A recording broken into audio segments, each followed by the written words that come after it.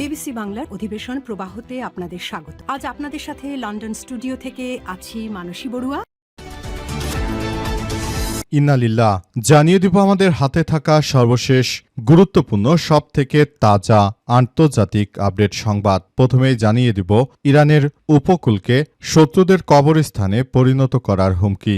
ইরানের উপকূলে আগ্রাসনকারীদের কবরস্থানে পরিণত করার হুমকি দিয়েছে ইরানের ইসলামিক রেভলিউশনারি গার্ড কোর আইআরজিসির নৌবাহিনীর উপরাজনৈতিক প্রধান মোহাম্মদ আকবর জাদে। তিনি বলেছেন যে যুক্তরাষ্ট্রের সঙ্গে নতুন করে যুদ্ধ হওয়ার সম্ভাবনা কম, তবে তিনি সতর্ক করে দিয়েছেন ইরান যে কোনো হামলা প্রতিহত করতে প্রস্তুত।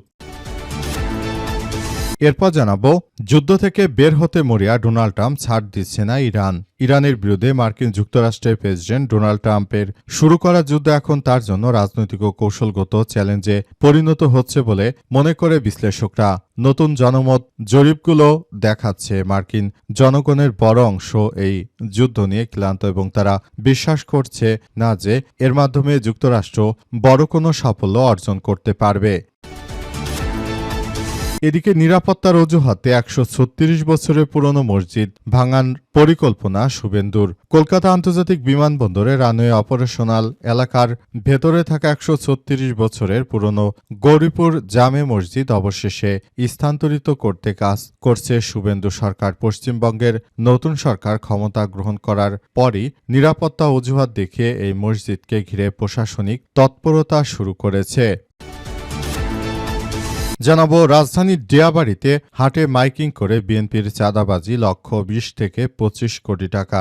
রাজধানীতে সবথেকে বড় কোরবানির পশুর অস্থায়ী হাট উত্তরার ডিয়াবাড়িতে গভীর রাতে মাইকিং করে ব্যবসায়ীদের কাছ থেকে বিপুল পরিমাণ চাঁদাবাজির অভিযোগ বিএনপির বিরুদ্ধে। গতকাল দিবাগত রাত প্রায় ১২টার দিকে হঠাৎ করে মাইকিং করে জানানো হয় যে হাটে থাকা প্রতিটি গরুর জন্য ১,০০০ টাকা করে চাঁদা দিতে হবে।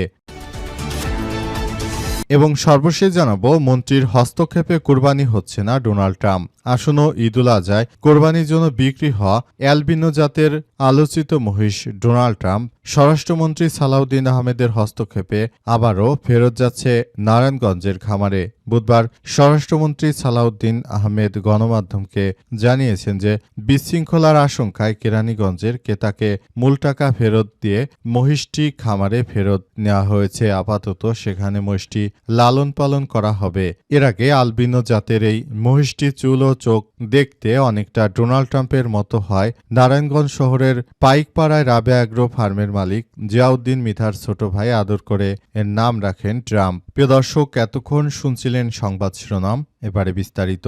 তবে তার আগে বন্ধুরা অনুরোধ থাকবে এই সংবাদটিতে একটি লাইক দিন। এই চ্যানেলে আপনি নতুন হয়ে থাকলে আমাদের সংবাদটি দেখতে দেখতে চ্যানেলটি সাবস্ক্রাইব করে রাখুন। কমেন্ট করে বন্ধুরা আপনার মূল্যবান মতামত জানিয়ে দিন আপনি বিশ্বের কোন দেশ থেকে বা বাংলাদেশের কোন স্থান থেকে আমাদের সংবাদটি দেখছেন এবং শুনছেন। আর বন্ধুরা সংবাদটি আপনার সোশ্যাল মিডিয়া ফেসবুকে শেয়ার করে বন্ধুদেরও দেখার সুযোগ করে দিন।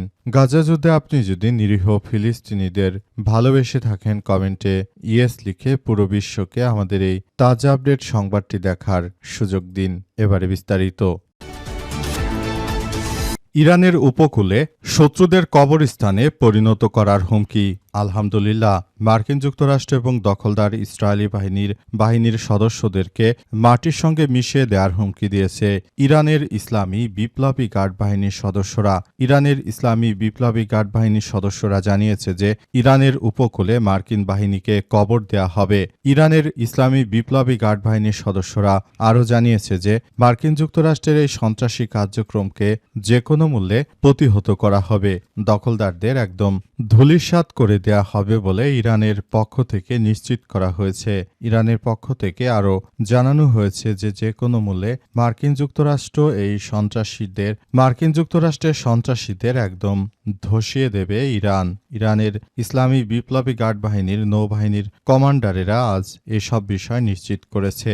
তারা এও জানিয়েছে যে যে কোনো মূল্যে মার্কিন যুক্তরাষ্ট্রের এই সন্ত্রাসীবাদকে একদম প্রতিহত করা হবে। তারা ভবিষ্যতে যেন আর এই ধরনের কোনো সন্ত্রাসী কার্যক্রম চালাতে না পারে সেই বিষয়গুলোকে খুবই গুরুত্ব সহকারে দেখভাল করতে হবে এবং দখলদারেরা যেন কোনো ধরনের সন্ত্রাসী কার্যক্রমে যুক্ত হতে না পারে সেই বিষয়গুলোকে তারা খুবই গুরুত্ব সহকারে দেখছে। মার্কিন যুক্তরাষ্ট্র শুরু থেকে ইরানের বিরুদ্ধে যে সন্ত্রাসী কার্যক্রম তারা শুরু করেছিল এটি আসলে কোনোভাবেই গ্রহণযোগ্য হতে পারে না। তাই মার্কিন যুক্তরাষ্ট্রের বিরুদ্ধে পৃথিবীর ইতিহাসে সবথেকে ভয়াবহ আক্রমণ শুরু করেছে ইরানের ইসলামী বিপ্লবী গার্ড বাহিনীর সদস্যরা। যুদ্ধ থেকে বের হতে মরিয়া ডোনাল্ড ট্রাম্প ছাড় দিচ্ছে না ইরান। আলহামদুলিল্লাহ, ইরানের বিরুদ্ধে মার্কিন যুক্তরাষ্ট্রের প্রেসিডেন্ট ডোনাল্ড ট্রাম্প শুরু থেকে যে ধরনের সন্ত্রাসী কার্যক্রম চালিয়েছিল সেগুলোকে একদম প্রতিহত করে দেওয়া হয়েছে। মার্কিন যুক্তরাষ্ট্র শুরু থেকে ইরানের বিরুদ্ধে যে সন্ত্রাসী কার্যক্রম শুরু করেছিল সেগুলো একদম ধ্বংসস্তূপে পরিণত হচ্ছে। যে কোনো মূল্যে মার্কিন যুক্তরাষ্ট্রের এই সন্ত্রাসী কার্যক্রমগুলোকে একদম ধসিয়ে দিচ্ছে ইরানের ইসলামী বিপ্লবী গার্ড বাহিনীর সদস্যরা। মার্কিন যুক্তরাষ্ট্র তারা শুরু থেকে মনে করেছিল হয়তো তারা ইরানের বিরুদ্ধে শক্ত পদক্ষেপ গ্রহণ করতে পারবে, কিন্তু ব্যাপারটি সম্পূর্ণ ভিন্ন দিকে চলে গেছে। এখন যুক্তরাষ্ট্রের সেনাদেরকে চরমভাবে শিক্ষা দিচ্ছে ইরান। এ কারণে মূলত মার্কিন যুক্তরাষ্ট্রের প্রেসিডেন্ট ডোনাল্ড ট্রাম্প তিনি আসলে সবকিছু করছেন, তবে এখন পর্যন্ত তার কোনো কার্যক্রমই সফল হচ্ছে না। সবকিছু ধূলিসাৎ করে দিচ্ছে ইরানের ইসলামী বিপ্লবী গার্ড বাহিনীর সদস্যরা।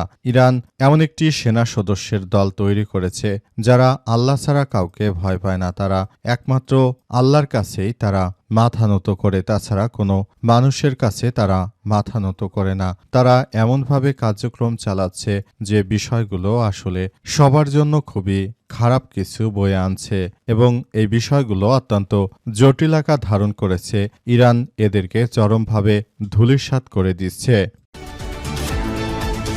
নিরাপত্তার অজুহাতে ১৩৬ বছরের পুরনো মসজিদ ভাঙার পরিকল্পনা শুভেন্দুর। কলকাতা আন্তর্জাতিক বিমানবন্দরে রানওয়ে অপারেশনাল এলাকার ভেতরে থাকা ১৩৬ বছরের পুরনো গৌরীপুর জামে মসজিদ অবশেষে হস্তান্তরিত করতে কাজ শুরু করেছে শুভেন্দু। পশ্চিমবঙ্গের নতুন সরকার ক্ষমতা গ্রহণ করার পরই নিরাপত্তার অজুহাত দেখিয়ে মসজিদকে ঘিরে প্রশাসনিক তৎপরতা শুরু হচ্ছে। মঙ্গলবার বিমানবন্দর কর্তৃপক্ষ ও জেলা প্রশাসনের কর্মকর্তারা মসজিদ পরিদর্শন করেন। বুধবার উত্তর ২৪ পরগনা জেলার দপ্তরে বৈঠকে বসেছে প্রশাসন, বিমানবন্দর কর্তৃপক্ষ এবং মসজিদ কমিটির প্রতিনিধিরা। কলকাতার বিমানবন্দর অধিকর্তা এবং বিক্রম সিং জানিয়েছেন যে বিমানবন্দরের ভেতরে এই মসজিদের উপস্থিতি দীর্ঘদিন ধরেই সমস্যার সৃষ্টি করছে। ফ্লাইট পরিচালনায় একাধিক সীমাবদ্ধতা তৈরি হচ্ছে, এ বিষয়ে আলোচনা করা হয়েছে। এদিকে মসজিদ কমিটির পক্ষ থেকে বলা হয়েছে যে মসজিদ ভেঙে ফেলার বিষয়টি শুধুমাত্র স্থানীয় কমিটির সিদ্ধান্তের সম্ভব নয়। তারা এ বিষয়ে Darul Uloom Deoband, all India Muslim personal law board এবং জমিয়তে উলামায়ে হিন্দের মতো সংগঠনের মতামতের উপর নির্ভর করতে চায়। দিয়াবাড়িহাটে মাইকিং করে চাঁদাবাজি, লক্ষ্য ২০ থেকে ২৫ কোটি টাকা। রাজধানীর সবথেকে বড় কুরবানির পশুর অস্থায়ী হাট উত্তরা দিয়াবাড়িতে গভীর রাতে মাইকিং করে ব্যবসায়ীদের কাছ থেকে বিপুল অঙ্কের চাঁদাবাজির অভিযোগ উঠেছে। গত মঙ্গলবার দিবাগত রাত ১২টার দিকে হঠাৎ করে মাইকিং করে জানানো হয় যে হাটে থাকা প্রতিটি গরুর জন্য ১,০০০ টাকা করে দিতে হবে। খামারি এবং ব্যাপারীরা বলছেন হাটে অন্তত ২ থেকে ২.৫ লাখ গরু এসেছে, সেই হিসেবে এই চাঁদার পরিমাণ দাঁড়িয়েছে ২০ থেকে ২৫ কোটি টাকা। ইজারাদার প্রতিষ্ঠান এসএফ কর্পোরেশনের কর্মীরা কখনো একে শেড খরচ আবার কখনো বকশিস হিসেবে দাবি করে ব্যবসায়ীদের কাছ থেকে টাকা হাতিয়ে নিচ্ছে। উত্তরার দিয়াবাড়িহাটে গতকাল মঙ্গলবার সরেজমিনে গিয়ে বিভিন্ন ব্যাপারীদের সঙ্গে কথা বললে তারা এই অভিযোগ করেছে। পাবনা পশু চিকিৎসক আজিজুল হক জানান, হাটে পানি নিষ্কাশনের অব্যবস্থাপনা, কাদা পানি আর টয়লেট সংকট সহ নানা অব্যবস্থাপনার কারণে এমনিতেই পশুর দাম কম, যার ফলে তার ১৩টি গরু প্রায় 2 লক্ষ টাকা লোকসান হয়েছে। এর উপর রাসেল, তুষার ও মনসুর সহ বেশ কয়েকজন ব্যক্তি এসে তাকে শাসিয়ে গরু প্রতি 1,000 টাকা করে চাঁদা আদায় করেছে। তার মতে হাটে আসা অন্তত 2 থেকে 2.5 লাখ গরু থেকে এভাবে টাকা তোলা হলে চাঁদাবাজির পরিমাণ দাঁড়াবে প্রায় 20 থেকে 25 কোটি টাকা। আজিজুল জানিয়েছেন যে হাটের মূল খরচ 20 থেকে 25 কোটি টাকা ব্যাপারীদের কাছ থেকে তোলাই হয়তো তাদের প্রধান লক্ষ্য। তাদের উদ্দেশ্য হচ্ছে তারা মূলত সেই হাট বসানোকে কেন্দ্র করে এই ধরনের কার্যক্রম চালাচ্ছে।